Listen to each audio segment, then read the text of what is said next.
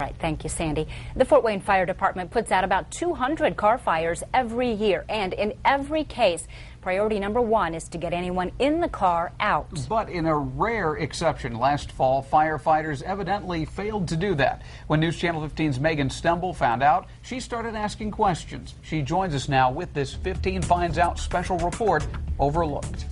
Well, the fire department investigated what happened and didn't happen that day.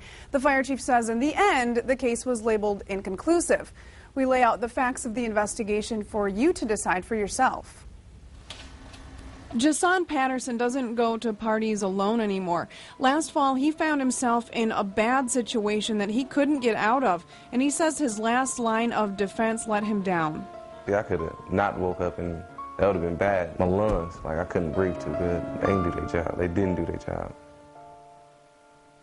November 15th, 2008. It's around 6 in the morning, and the Fort Wayne Fire Department is on the scene of a car fire. It's near the intersection of Oxford and Turpie Streets. A fire captain and 3 firefighters extinguished the fire that's mostly contained to the engine compartment. The department calls Kelly Wrecker Service for a tow truck, and within minutes, the scene is cleared. Kelly's driver drops the burned-out car at their yard and goes on his way. He didn't know that an hour and a half later, a young man would emerge from the car and in a disoriented state, head for the on-site lobby. A security guard and a dispatcher were just showing up for work that morning, ready to open up the office. You can imagine their surprise when they saw Jason inside the locked and gated yard. They called police.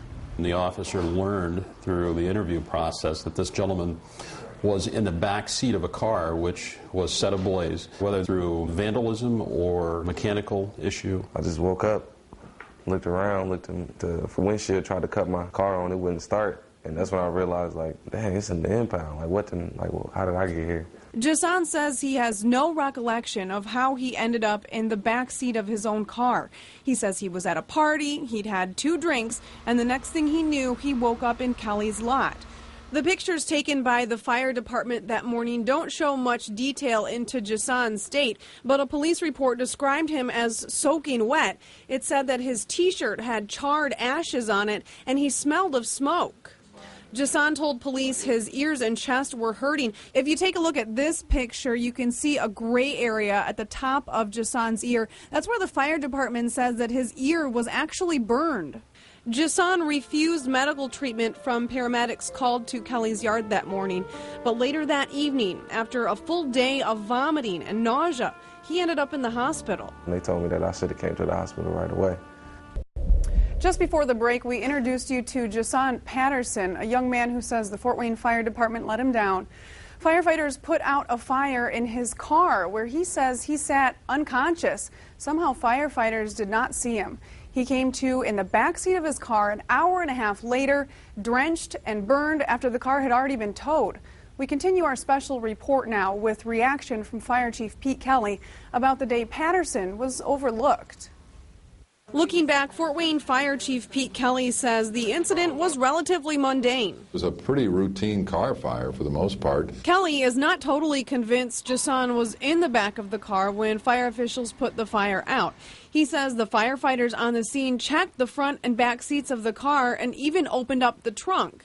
Kelly says the 2 front seats were reclined, so it's possible Jason was lying on the floor, concealed by the seats. Other possibility is, did he get back into the car from the time the fire was extinguished while we're waiting for the tow truck? I don't know. Kelly admits that possibility is probably not likely. In fact, he says the fire captain who responded that night faced disciplinary action following the incident. Captain Mike Miller, who has served 12 years on the department, received a written reprimand. Could he have looked better? Yes. And I think he would readily admit that. The Patterson car fire was not addressed department-wide, but was discussed within the command-level staff.